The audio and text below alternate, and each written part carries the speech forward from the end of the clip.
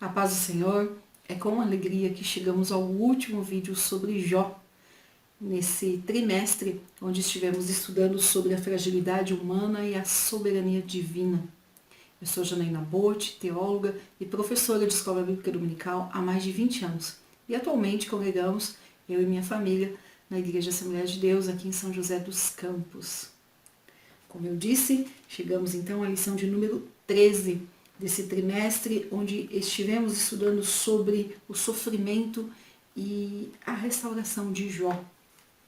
E na lição de hoje, que tem por título Quando Deus restaura o justo, nós vamos ver então o trabalhar de Deus na vida de Jó, restaurando ali a sua situação sob vários aspectos.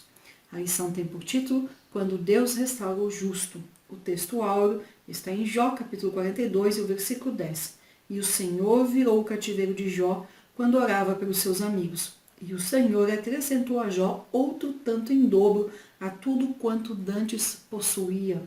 Na verdade prática, a restauração do ser humano acontece em razão do amor e da misericórdia de Deus, e não como consequência do esforço pessoal, piedade ou atos de bondade. A leitura bíblica em classe está no capítulo 42 de Jó, o capítulo todo, dos versículos 1 ao 17. Alguém poderia dizer que tudo terminou como começou, com Jó rico novamente e com todas as suas coisas ali restituídas. Mas nós não podemos dizer isso. Foram 13 vídeos, 13 lições, 13 semanas estudando sobre Jó, o dilema de Jó, seu sofrimento, todo o processo que ele passou, a teologia dos amigos, as acusações, a sabedoria dele ali demonstrada nas lições 9 e 10. E agora, por fim, desde a semana passada, estudando então a revelação de Deus. Vimos inclusive no capítulo 31, quando Jó desafiou a Deus, e no capítulo 38, quando Deus começa a responder para Jó. Vimos no capítulo 1, Deus testemunhando a respeito de Jó, dizendo que ele era um homem íntegro e reto temente a Deus e que se desviava do mal. Então não podemos dizer que Jó terminou como começou. Ele começou de um jeito e terminou de outro jeito totalmente diferente. E se nós falarmos que ele terminou como começou, nós estaremos desprezando todo o aprendizado desse tão rico livro. Em Romanos 15:4, um versículo que eu gosto muito, ele fala sobre isso, sobre aprender com tudo o que está escrito na Bíblia. Fala o seguinte: porque tudo que dantes foi escrito para nosso ensino foi escrito, para que pela paciência e consolação das Escrituras tenhamos esperança. Então, tudo o que está escrito na Bíblia é para o nosso ensino, tem algo para aprendermos. E para quê? Para que tenhamos esperança. Eu creio nesse versículo, e por crer nesse versículo, eu tenho que dizer que sim, Jó não terminou do jeito que começou. No início, era íntegro, reto e se desviava do mal. O próprio Deus testemunhou. Mas ele também era autoconfiante e cheio de justiça própria. Nós vimos isso principalmente na lição de semana passada. E agora ele termina rico e próspero novamente, mas humilde e centrado em Deus. No início de sua aprovação, Jó se queixa de Deus, lá no capítulo 3. Durante o seu processo de sofrimento, ele se queixa a Deus. Isso é uma mudança de postura muito importante. Jó entra ali no que é chamado pelo comentarista da revista de fornalha do sofrimento. E ele toma consciência de quem ele realmente era, da sua pequenez, da sua condição. No início, Jó também acreditava na justiça retributiva, assim como os amigos.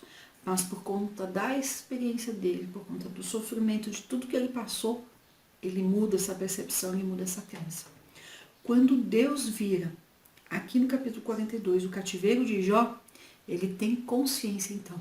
Jó toma consciência de que Deus abençoa com base no relacionamento e não sobre um aspecto de barganha, sobre um aspecto mais comercial, vamos dizer assim. Deus dá porque ama e é adorado como fonte desse amor. A verdade prática é que fala exatamente isso. A restauração do ser humano acontece em razão do amor e da misericórdia de Deus, e não como consequência de esforço pessoal, piedade ou atos de bondade. Nada que nós façamos externamente pode atrair de alguma forma ou garantir as bênçãos de Deus. Mas é o nosso relacionamento pessoal com Deus que atrai as bênçãos do Senhor. Vamos então entrar exatamente aqui no capítulo 42. O comentarista divide esse capítulo 42 em 3 partes, como já é de hábito das revistas da Escola Dominical. E a primeira parte vai aqui dos versículos 1 ao 6 e que trata da humilhação de Jó. Os capítulos 38, 39, 40 e 41, nós vimos então Deus respondendo a Jó e expondo para Jó a onipotência de Deus ao criar e preservar a natureza, os animais, a flora, toda a criação. Jó havia dito no capítulo 3 que preferia que não tivesse nascido, que o seu dia de nascimento não existisse. E ele cita ali dos versículos 4 em diante como que se Deus estivesse lá em cima e não se importasse com o que está acontecendo aqui embaixo. E aqui, dos capítulos 38 e 39 principalmente, Deus mostra para Jó que não, que ele se importa sim, que além dele ter criado, ele cuida, mantém e preserva todas as coisas criadas. E vimos no capítulo 40, aqui nos versículos 4 e 5, que Jó se convence então de que havia falado demais, que havia questionado a Deus sem dever, que era indigno de Deus, inclusive. Versículo 4 ele fala assim: sou indigno, que te responderia eu? Ponho a mão na minha boca. Então, mostrando ali o Jó reconhecendo que havia falado demais. E aqui no capítulo 42, então, entrando exatamente no texto, versículo 2 fala assim: bem sei que tudo podes e nenhum dos teus planos pode ser frustrado. Em algumas versões fala: e nenhum dos teus planos pode ser impedido. Jó então ali assombrado, maravilhado diante de tudo que Deus havia chamado a sua atenção, como eu já disse, dos capítulos 38 até o 41. Deus chama a atenção de Jó de uma forma muito séria e muito pontual aqui, mostrando para Jó que Jó não conhecia nada de Deus, não conhecia, não sabia do que estava falando. E isso acontece conosco também. Muitas vezes caímos nessa mesma situação de Jó. Nos envolvemos de tal forma com as nossas dores, com os nossos problemas, com o nosso processo, que muitas vezes deixamos de ver o que Deus já fez, deixamos de ver a criação de Deus, de admirar a criação de Deus. E o que isso ocasiona, o que isso acarreta?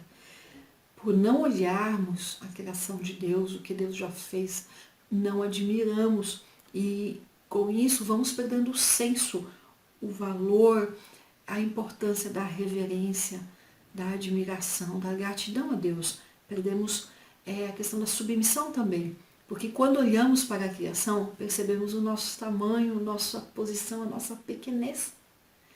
E quando não estamos olhando para a criação, acabamos olhando demais para nós e nos sentimos maiores do que realmente somos. Jó percebe, aqui nos versículos 2 até o 6 do 42, que tudo o que aconteceu com ele tinha um propósito. E era tolice, era bobice, como eu falo, questionar ou discutir Deus. No 38, no versículo 2, Deus fala isso para Jó. Quem é este que escurece os meus desígnios com palavras sem conhecimento? Mostrando para Jó que Jó tinha ignorado que havia um propósito maior de Deus. E aí aqui, a postura de Jó muda 100%. Ele continua falando com Deus. Mas, antes ele havia questionado e até desafiado a Deus. Aqui não. Ele vem então de uma forma humilde, reverente. Por quê? Porque ele tinha tido experiência com Deus. Olha o versículo 3, ele responde lá a Deus no 38:2. Aqui ele diz, Jó diz: quem é aquele, como disseste, que sem conhecimento encobre o conselho? Na verdade, eu falei do que não entendia, coisas maravilhosas demais para mim, coisas que eu não conhecia. Então Jó estava maravilhado com o que Deus havia mostrado para ele.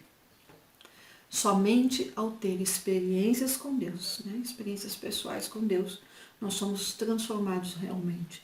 Nos esvaziamos de nós mesmos, como está em Filipenses 2, 5, 11, como Jesus fez. Nós temos que seguir esse exemplo de Jesus, imitar o nosso mestre, nos esvaziar de nós mesmos, abrir mão dos nossos achismos, dos nossos egoísmos, confessar nossas misérias, rejeitar o orgulho e a rebeldia. E Jó fala aqui, no 5 ele fala assim, eu te conhecia só de ouvir, mas agora os meus olhos te veem, falando de experiência pessoal. Por isso me abomino e me arrependo no pó e na cinza. Aqui, Jó não está se arrependendo de pecados que os amigos haviam acusado, porque Jó realmente não tinha praticado aqueles pecados. Aqui ele fala de se arrepender e se humilhar porque falou demais, porque falou coisas que não entendia, porque falava só de ouvir e não de conhecer. Então ele se humilha, se arrepende e se prostra diante de Deus, na sua posição humilde, na sua posição de servo. Jó vê a justiça e a sabedoria de Deus diante dele. Essa teofania, essa experiência de Jó de ouvir a voz de Deus, ao contemplar a glória de Deus. Jó então percebe o seu pecado de questionar, de desafiar Deus. Ele percebe, ele assume que ele estava errado e Deus certo em todo o tempo. Como eu sempre falo, nós precisamos conhecer a palavra sim, mas nós precisamos conhecer o Deus da palavra. Nós precisamos ter experiências com Deus para que a nossa vida realmente mude. E a pergunta, como ter experiência pessoal então com Deus? Eu digo que são 4 ações, 4 passos básicos para termos experiências com Deus. Primeiro, oração. Sem oração não tem nem conversa com Deus. Precisamos orar, precisamos ler a Bíblia, precisamos ser obedientes. E através da obediência, Deus nos capacita para o 4º passo, que é praticar o que a Bíblia fala. Fazer o que Deus nos orienta para fazer, o que Deus nos manda fazer, o que a Bíblia nos ensina para fazer. Então é orar, é ler a Bíblia, é obedecer e é agir de acordo com a vontade de Deus. Dessa forma, passo a passo, nós com certeza teremos experiência com Deus e veremos Deus trabalhando na nossa vida, transformando e principalmente nos usando conforme o chamado que Ele tem para cada um de nós.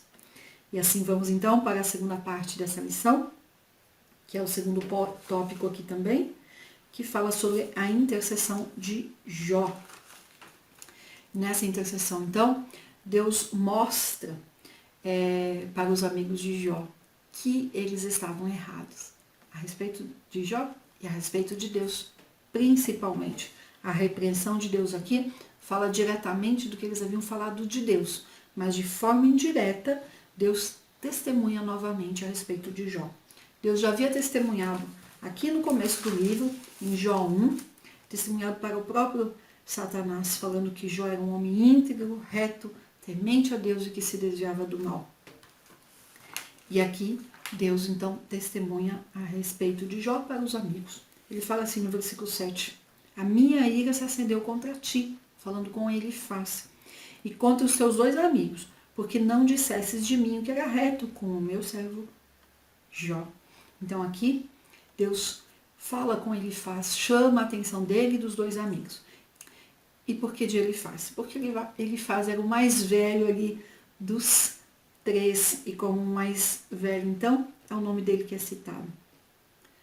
Os amigos haviam acusado Jó sim de pecado, mas eles haviam falado a respeito de Deus coisas que aqui Deus está falando, você não falou o que era reto a meu respeito. Elifaz falou de forma mais destacada sobre a justiça retributiva, Bildade sobre a justiça de Deus, de uma forma muito específica. E Zofar destacou então a sabedoria de Deus em punir os maus. E Deus vem e fala que não era reto o que eles haviam falado. Por quê? Porque eles haviam ignorado o mais importante de Deus, que é Deus como amor.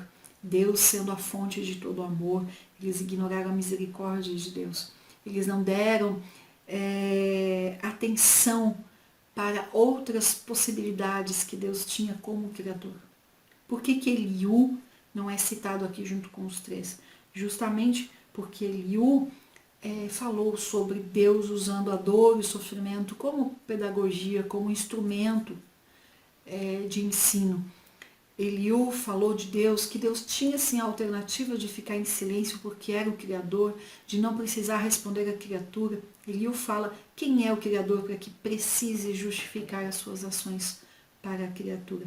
Então Eliú não é citado aqui por conta disso. Eliú errou ao falar de Jó, acusar Jó de pecado também, mas o que ele falou de Deus, ele falou de forma mais acertada do que os amigos. E aqui nós vemos então Deus colocando Jó numa situação diante dos amigos e justificando Jó diante dos amigos. Quando Deus fala assim, tomai, pois, 7 novilhos e 7 carneiros e ide ao meu servo Jó e oferecei holocaustos por vós. Então, primeiro, a questão do holocausto aqui, do sacrifício que os amigos deveriam oferecer. Não era coisa pouca, como se fala, 7 novilhos e 7 carneiros pelos 3. Eles tinham condições, eles eram ricos, eles eram sábios, e Deus exigiu, então, aqui algo maior, mais vultuoso, vamos dizer assim. E aí Deus fala na continuidade aqui do versículo 8, o meu servo Jó orará por vós, porque dele aceitarei a intercessão, para que eu não vos trate segundo a vossa loucura, porque vós não dissestes de mim o que era reto, como o meu servo Jó. Então Deus aqui repete que eles não haviam falado coisa reta a respeito de Deus. E Jó então, em frangalhos, palavra do próprio comentarista na revista, doente, em ruínas, sem nada, sem condições, atua aqui como um sacerdote. Deus o coloca aqui como um sacerdote, ou seja, testemunhando mais uma vez de que Jó não estava em pecado, de que Jó não havia cometido os pecados que os amigos haviam acusado. Jó, ele foi provado, mas não punido. E isso é importante nós entendermos. Em Mateus 20, 28, Jesus fala assim que ele veio para servir e não para ser servido. E isso que Jó nos mostra aqui, servir aos amigos, mesmo sem ter condições, mesmo em ruínas, mesmo ainda doente, porque nesse momento a Bíblia não fala que ele estava já ali bem restaurado, mas ele foi chamado para atuar como sacerdote. E nos mostra um tipo, né? Aqui nos lembra Cristo, em Isaías 53, os versículos 2 e 3 fala assim, porque foi subindo como renovo perante ele e como raiz de uma terra seca. Não tinha aparência nem formosura. Olhámo-lo, mas nenhuma beleza havia que nos agradasse. Era desprezado e o mais rejeitado entre os homens, homem de dores e que sabe o que é padecer. E como um de quem os homens escondem o rosto, era desprezado e dele não fizemos caso. Mostrando aqui em Isaías 53, Jesus, apontando para Jesus. E nós vemos em Jó 42, Jó desse mesmo jeito. Desprezado, rejeitado, acusado de pecado, homem de dores e que sabia o que era padecer. Era desprezado, não havia formosura nele. Nós vemos todo o sofrimento de Jó, como ele tinha ali feridas que exalavam mau cheiro, feridas onde tinham vermes ali comendo.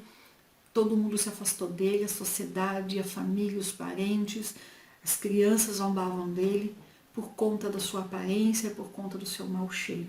E ele então nessa situação vem, é chamado para atuar como um sacerdote e interceder pelos amigos.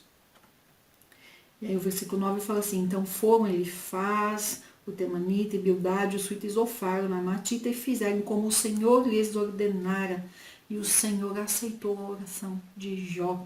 Então olha que interessante, Deus, ele não puniu Jó, foi uma provação para Jó.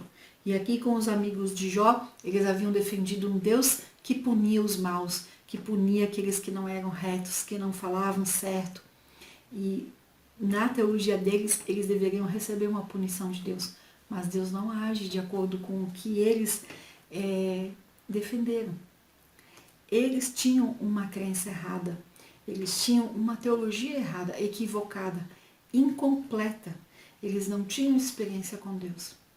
A visão deles a respeito de Deus, além de errada, de equivocada, era falha.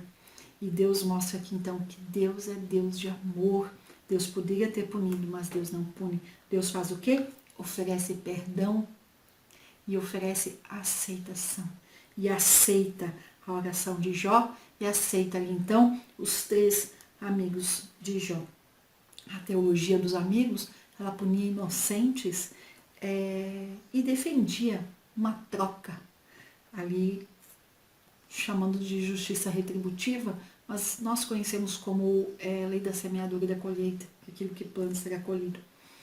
Mas Deus, ele não age só assim. Achar ou crer que tudo é a lei da semeadura, nós estamos ignorando o sofrimento dos justos, estamos ignorando o sofrimento dos inocentes. Deus não age dessa forma. Deus, ele quer um relacionamento pessoal conosco. E ele dá essa oportunidade aqui para os amigos, então. Ele não pune, ele aceita, ele atrai para ele. Os amigos estavam baseados em dogmas religiosos, né? Dogmas externos, em ações, em comportamento, em tradição. Jó não. Jó estava procurando uma espiritualidade, algo que vem de dentro, fruto de uma relação íntima com Deus. Não é possível termos uma espiritualidade sadia se não tivermos um relacionamento com Deus. Ao lermos aqui o versículo 10, entramos então na terceira parte da lição, o terceiro tópico, chamado de a restauração de Jó, que vai do versículo 10 até o 17. Não há teologia da retribuição no livro de Jó, né? O que já citei, que é chamado de semeadura, mas que é muito mais vista como troca de favores, barganha espiritual. As pessoas muitas vezes confundem, achando que é uma relação de comércio, essa relação de troca. Eu dou, eu faço algo para Deus e Deus vai me abençoar. Aqui em Jó nós não encontramos teologia da retribuição de forma alguma. O que nós vamos encontrar aqui sobre Jó é restauração. Deus muda o cativeiro de Jó. E restauração é o quê? É um conserto, é um reparo. Não é dar o que a pessoa merece, não é consertar, é restaurar o que a pessoa tinha. E o versículo 10, então, mostra que isso começou quando Jó orava pelos amigos. Como eu já disse na lição passada, quando tiramos os olhos do nosso processo e olhamos, colocamos os nossos olhos em Deus, Deus começa a trabalhar. Veja, não é ignorar o processo de dor, não. Mas é não ficar autocentrado, é não ficar focado só na minha dor, só no meu processo. Mas é entender que o meu processo, ele vai acontecer, ele vai ter um fim e que Deus está cuidando de mim. E voltar os meus olhos para adorar e servir a Deus. E esse servir a Deus inclui servir aos outros, servir ao próximo, servir à família, aos amigos. E foi exatamente o que Jó fez. Deus restaurou a questão moral de Jó, o aspecto moral, quando ele testemunha de Jó aqui para os amigos e fala: vocês não falaram reto como meu servo Jó. E quando Deus fala para os amigos procurarem Jó, que Jó atua aqui como sacerdote, Deus está restaurando a condição espiritual de Jó, não para Jó, porque Jó já havia se humilhado, mas a questão espiritual diante dos amigos, diante da sociedade. A questão moral foi diante dos amigos. Pensa, os amigos ficaram todo o tempo acusando Jó de pecado. Como eu disse nas primeiras lições, o mais importante nessa época de Jó era o nome, a cultura da honra, e Jó tinha perdido isso. E aqui Deus restaura, Deus fala: não, meu servo é reto, ele falou que era reto a meu respeito, então agora é ele que vai orar por vocês, porque a oração dele eu vou aceitar. Então Deus restaura numa oração, numa ação simples, vamos dizer assim, que não deve ter sido simples para os amigos, eles foram humilhados, porque passaram todo o tempo acusando Jó e agora precisam aceitar a oração de Jó. Então Deus restaura, enquanto Jó orava, a questão moral e a questão espiritual diante dos amigos, diante da sociedade. E o versículo aqui dá uma informação muito importante. E o Senhor deu-lhe o dobro de tudo que antes possuíra. Por que eu falo que é uma informação importante? Porque o 11 fala o seguinte: então vieram a ele todos os seus irmãos e todas as suas irmãs e todos quantos dantes o conheceram e comeram com ele em sua casa e se condoeram dele e o consolaram de todo o mal que o Senhor lhe havia enviado. Cada um lhe deu dinheiro e um anel de ouro. Muitas pessoas confundem e acham que o que Deus deu para Jó foi consequência do que os amigos aqui levaram, do que os familiares levaram ali, esse dinheiro e esse anel. Mas a Bíblia é muito clara. Versículo 10 fala: e o Senhor deu-lhe o dobro de tudo que antes possuía. E por mais que ele tivesse amigos e familiares que levassem esse dinheiro e esse anel, não poderia comprar tudo que ele teve, que fala no versículo 12. Assim, abençoou o Senhor o último estado de Jó mais do que o primeiro, porque veio a ter 14.000 ovelhas, 6.000 camelos, 1.000 juntas de bois e 1.000 jumentos. Ou seja, tudo o dobro do que ele tinha antes. E também preciso falar aqui que é o seguinte: embora os estudiosos falam que o sofrimento de Jó durou ali cerca de 8, 9 meses, até no máximo um ano, e eu falei isso nas lições passadas, essa restauração de Jó, ela não aconteceu rápida. Essa junção, toda essa prosperidade de tudo isso não foi de um dia para a noite, ou foi dormir à noite pobre, sem nada, e acordou de manhã com tudo isso. Não, isso levou um tempo para acontecer. Então aqui no versículo 11 nós vemos então a restauração da questão social de Jó. A sua doença, o seu luto, a sua situação o haviam afastado do convívio social. Os jovens, as crianças, todo mundo que o via não queria ficar perto dele. Ele exalava mau cheiro, ele tinha uma aparência feia. E aqui Deus restaura, então, e a casa dele se enche novamente de pessoas ali o visitando. E era um costume na época de levar presentes, de levar ali alguma coisa depois que alguém passasse por um período de infortúnio. E isso ainda é tradicional em alguns lugares. Nos Estados Unidos, por exemplo, no luto, durante o período de luto, os amigos, os vizinhos levam então comidas ali, refeições para a pessoa ou para a família enlutada. Então esse versículo 11 fala de um costume que era muito importante na época, mas esse costume não foi o que deixou Jó rico e próspero, como nós lemos. É importante absorvermos o versículo 10, que mudou o Senhor a sorte de Jó. Deus virou o cativeiro de Jó quando este orava pelos seus amigos, e o Senhor deu-lhe o dobro de tudo o que antes possuía. E outro ponto importante de falarmos aqui é o versículo 13, que fala assim: também teve outros 7 filhos e 3 filhas. Chamou o nome da primeira Gemina, o da outra Quésia, e o da terceira Queren-Apuque. Em toda aquela terra não se acharam mulheres tão formosas como as filhas de Jó, e seu pai lhes deu herança entre seus irmãos. Por que eu falo aqui? Jó recebeu de Deus o dobro de tudo o que antes possuía, de bens materiais. Filhos ele não teve o dobro, ele teve a mesma quantia, como é citado aqui no capítulo 1, o versículo 2, nasceram 7 filhos e 3 filhas. Por que isso é importante destacar? Por que Deus não deu o dobro para Jó? Já pensou 20 filhos aí, uma mulher ter mais 20 filhos? Porque entendemos que era a mesma mulher aqui de Jó. Deus não trocou a mulher de Jó, era a mesma. Porque filhos não se substituem. Pessoas não são substituídas. Não seria o nascimento de mais filhos que substituiria os 10 primeiros. Então Deus não deu o dobro, porque filho não substitui filho. Ele havia perdido os 10 e certamente tinha o luto por esses 10. Mas aqui Deus restitui a alegria de um lar feliz, a alegria de um pai de ter filhos novamente. Não filhos que substituíram os primeiros, mas filhos novamente, com a bênção do Senhor. É importante só nos atentarmos para isso. Pessoas não substituem pessoas. Então Deus dá o dobro de bens que Jó tinha antes, mas não o dobro de filhos. E Deus justificou a Jó sem precisar dar nenhuma explicação para Jó do que aconteceu. Nós sabemos dos bastidores. Nós sabemos que foi Satanás que provocou todo esse processo de sofrimento em Jó. Mas Jó nunca ficou sabendo. Isso nos mostra o quê? Que nós não precisamos saber de tudo. Nós não precisamos entender todas as coisas que acontecem. Um crítico literário disse que o livro de Jó tem 2 defeitos. Um que o antagonista, no caso Satanás, sai de cena no capítulo 2, porque geralmente nos livros, nos dramas, nos livros que falam sobre sofrimento humano, mostram-lhe o antagonista então do início ao fim. Aqui ele sai logo no começo. E o segundo defeito que ele aponta no livro de Jó é que tem um final feliz. O mundo não está acostumado com isso. Nas histórias de drama sempre acabam com um final triste. E Jó termina com um final feliz. Por quê? Porque é assim que Deus trabalha.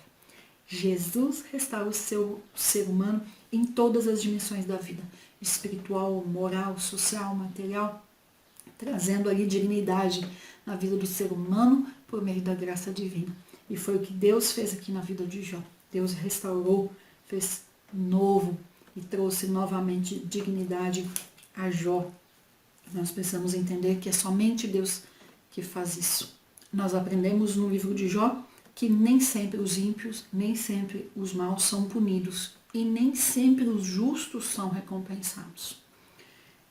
Não aqui em vida. Na vida muitas vezes isso não acontece, mas com certeza na eternidade acontecerá.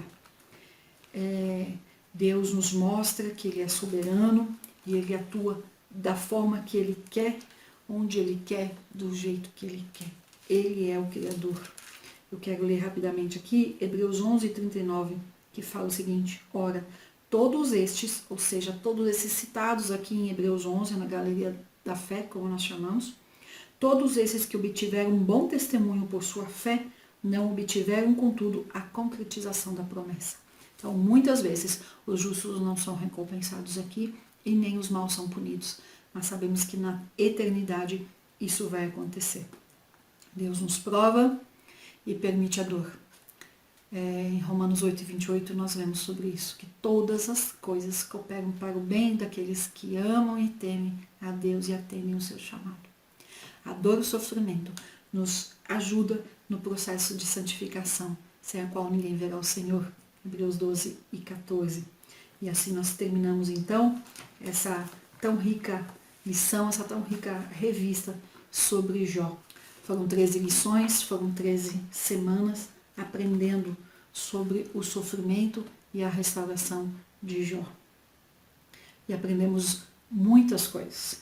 Aprendemos que por muitas vezes pode parecer que estamos ali no deserto, sozinhos, no desespero. Mas não estamos sozinhos. Há um tempo determinado para todas as coisas. O fim do sofrimento chegará. E nessa solidão que nos sentimos, nesse desespero que nos encontramos muitas vezes, Deus está ali conosco. A doce presença de Deus está ali, nos dando força para suportar. Porque a palavra de Deus fala que não vem provação maior do que podemos suportar. Sempre temos algo para aprender na dor e no sofrimento, algo para mudar, para melhorar, algo para o que eu falo de avançar no processo de santificação. Jó tentou entender a sua situação, mas ele só conseguiu entender a sua posição diante de Deus, a sua pequenez, a sua necessidade de Deus, mas a sua situação ele não entendeu. Ele não ficou sabendo de detalhes, ele não ficou sabendo o porquê que ele passou por tudo isso. E ele só conseguiu chegar onde chegou, porque ele se voltou para Deus, colocou seus olhos em Deus. E porque ele desenvolveu aquilo que a gente chama de fé. A fé não é para alcançar bênçãos, não é para alcançar promessas, como eu acabei de ler aqui em Hebreus 11, que a fé foi para dar bom testemunho, foi para permanecer diante de Deus e não para alcançar promessas, já que todos esses heróis da fé, ali em Hebreus 11, não alcançaram a promessa. A fé, ela nos ajuda a permanecer em pé. A fé nos ajuda a ficar ali perseverantes diante de Deus, a nossa posição firmes, esperando a próxima fase, esperando o momento que Deus vai agir a nosso favor. Como Jó disse, aqui no capítulo 19, porque eu sei que o meu Redentor vive e por fim se levantará sobre a terra. Deus nos prova, como eu já disse, e permite a dor. Os maiores aprendizados desse livro é então aprender que Deus pode estar em silêncio, mas Ele está com a gente. Se nós temos um relacionamento pessoal com Deus, Ele está ali conosco, mesmo em silêncio. Devemos aprender a desfrutar da sua presença. Há coisas entre o céu e a terra que nós jamais vamos entender enquanto estivermos aqui, que a nossa imaginação não alcança, a nossa inteligência, a nossa mente não alcança. Coisas encobertas que são para Deus. E para nós são as coisas que não estão encobertas, como lemos aqui em Deuteronômio 29:29. As coisas encobertas pertencem ao Senhor nosso Deus, porém as reveladas nos pertencem a nós e a nossos filhos para sempre, para que cumpramos todas as palavras desta lei. A fé, ela é para nos manter em pé em tempos de incerteza. E Jó, nesse aspecto, ele foi um gigante da fé, porque ele se manteve ali convicto da sua posição diante de Deus, de reto, de temente a Deus e de homem que se desviava do mal. Aprendemos também no livro de Jó a não agir como os amigos dele, acusando sem saber de toda a verdade, sem saber toda a situação que a pessoa está vivendo.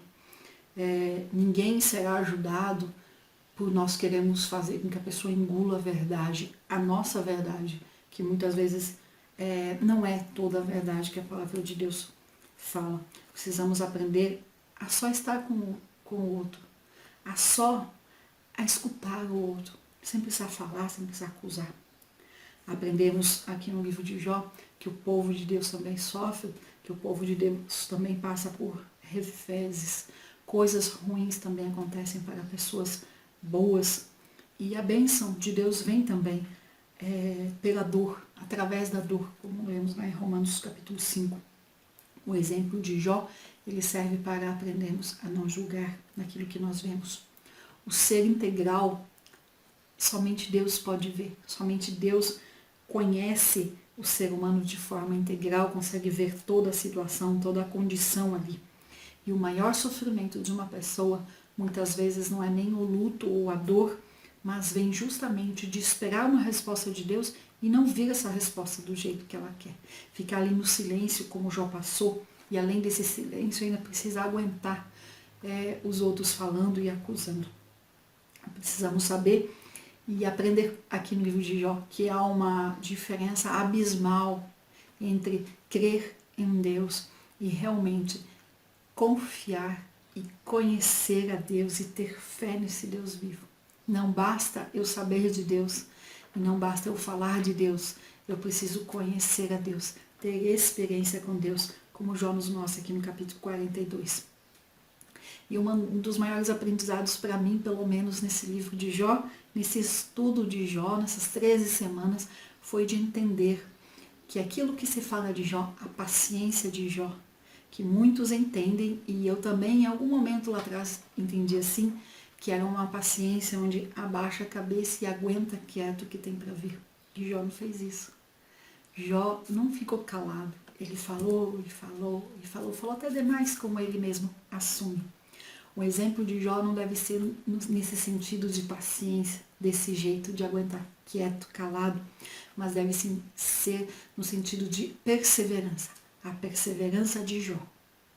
Eu estarei então substituindo a partir de agora a palavra paciência pela perseverança, porque perseverança é o que nos faz ficar firmes, é o que nos faz aguentar, é o que nos faz permanecer convictos na nossa fé em Deus. Outro aprendizado aqui no livro de Jó é justamente que nós, como servos de Deus, o amor de Deus deve imperar no nosso coração. Nosso coração deve ser tão cheio do amor de Deus que deve transbordar em amor ao próximo. E não ficarmos julgando e achando que tudo deve ser olho por olho, dente por dente. Caminhar com Deus e desfrutar da sua presença é um aprendizado incrível que temos aqui com Jó. Caminhar, ter comunhão com Deus. Jó fala com Deus em todo tempo, mesmo não tendo a resposta de Deus. Quando ele tem a resposta de Deus, ele reconhece o seu erro, ele reconhece a sua condição e se humilha, ele se aprofunda mais ainda na intimidade com Deus. E isso é importante. Jesus nos disse lá em João 16:33 que no mundo teríamos aflições, no mundo teremos aflições. Mas sabe, Deus nos promete graça para suportar. Ele fala que a graça dele nos basta para suportar. Nós não precisamos explicações do porquê estamos passando por determinada coisa. Nós precisamos da graça de Deus para, de forma perseverante como Jó, suportar e chegar ao fim. Pode ser que não tenhamos a vida restaurada como Jó teve. Pode ser que o fim do nosso sofrimento não seja aqui na terra. Pode ser que enquanto estivermos aqui, eu ou você, passamos por reveses durante todo o tempo. Mas sabe de uma coisa? Os heróis da fé, como eu já li, eles não alcançaram a promessa aqui. Eles receberam ali na eternidade. E se nada de Jó aqui possa nos ajudar a suportar, a aguentar, a perseverar diante de Deus, então que esses últimos, a última parte aqui de Apocalipse, que nos dê fé e esperança para ficarmos firmes e aguentar toda a dor e o sofrimento aqui na terra, porque no céu não vai ter nada disso. Aqui em Apocalipse 21, falando então sobre a eternidade, sobre esse novo céu e nova terra. Versículo 4. E lhes enxugará dos olhos toda lágrima, e a morte já não existirá. Já não haverá luto, nem pranto, nem dor, porque as primeiras coisas já passaram. Vale a pena ficar firme com Jesus aqui, porque o luto daqui, a dor daqui, as lágrimas daqui, elas não entrarão no céu. Lá não haverá mais dor, não haverá lágrimas, não haverá luto. O versículo é bem claro. Elias enxugará dos olhos toda lágrima, e a morte já não existirá. Já não haverá luto, nem pranto, nem dor, porque as primeiras coisas passaram. Lá não haverá morte, lá não haverá nada dessas coisas que hoje nos fazem sofrer aqui na terra. E eu encerro essa lição de hoje e esse trimestre na convicção de que Deus está cuidando de nós. Deus cuida dos seus. Não importa o que estejamos passando, não importa o que nós passamos esse ano, seja desemprego, falta de coisas, falta de pessoas, luto, dor. Passamos por tudo isso, assim como a maioria dos brasileiros, assim como a maioria das pessoas na Terra. Esse ano, um ano difícil, mas um ano onde nós nos aproximamos mais de Deus. Um ano onde nós tivemos a oportunidade de servir mais a Deus, de servir melhor a Deus, servir melhor aos nossos. E eu não posso encerrar essa lição, esse ano de vídeos de estudo, de estudos da Escola Dominical, sem fazer um agradecimento especial a algumas pessoas. Vou citar o nome aqui de alguns de uma forma rápida, outros eu vou colocar o nome aqui. Eu gostaria de agradecer a todos que ajudaram, que nos apoiaram de alguma forma, mas senão o vídeo vai ficar muito longo e eu ainda posso esquecer de alguém. Mas vou citar aqui apenas de alguns que realmente estiveram presentes todo esse tempo.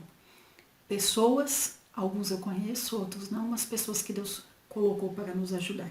E eu começo pelo meu marido, que deu todo o apoio, ajudou desde o início, mesmo quando eu não me sentia à vontade diante das câmeras. Se olharem lá os primeiros vídeos, lá em março, eu realmente estava numa postura bem diferente.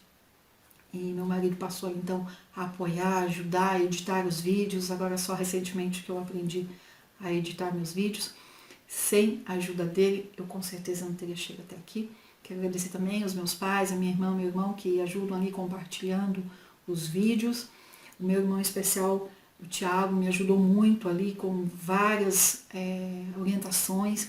Ele trabalha com isso, com filmagem, ele é profissional. E ele realmente fez a diferença ali com os comentários dele. Eu quero agradecer a Paty Villanova, que tem compartilhado e apoiado com suas mensagens aí. Toda semana ela está ajudando, dando aquele apoio quando a gente dá uma desanimada. Quero agradecer aos amigos o Sérgio e a Jaciane, aqui de São José dos Campos. Convivemos por um pouco de tempo só na congregação, mas eles continuaram amigos queridos e têm nos ajudado a compartilhar, e eu sei que a sua ajuda e o seu apoio fizeram diferença tanto para aumentar as visualizações, as inscrições, mas principalmente comigo, aquele apoio moral que a gente recebe dos amigos e que faz a diferença no dia a dia ali a cada semana. Gostaria de citar realmente outras pessoas aqui, mas o tempo é curto, mas eu quero fazer uma citação especial, o pastor Arnaldo Cardoso de Oliveira, não conheço pessoalmente, mas é vô da Ana Paula, da Márcia, aqui da nossa igreja, aqui em São José. Ele tem ali compartilhado o nosso vídeo com os amigos, com os familiares. A Ana veio me falar domingo passado, Ana Paula, veio me falar sobre ele, que ele tem ali compartilhado. Ele é de uma cidade aqui do interior de Minas, e eu quero agradecer, em especial, a ele, ao pastor Hélio Charamonte, a irmã Rosiane. É realmente uma honra ter pastores assistindo, compartilhando, nos apoiando. A minha oração é que Deus continue guardando, Deus continue abençoando e Deus recompense a cada um de vocês. Eu não teria chegado até aqui sem o apoio e sem as orações de vocês. O meu muito obrigada, o coração transborda de gratidão a Deus pela vida de cada um de vocês. Como eu disse, eu não teria chegado até aqui sem essa ajuda, sem esse apoio. Mas principalmente os testemunhos, as mensagens que eu tenho recebido, elas não são só resultado, só fruto do que eu tenho feito, mas do apoio e da oração de vocês.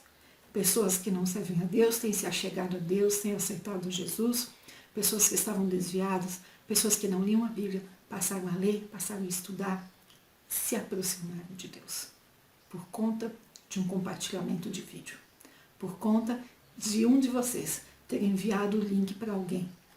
Esse alguém se aproximou. Esse alguém está mais perto de Deus. E todos nós, de uma forma ou de outra, estudamos mais a palavra de Deus esse ano.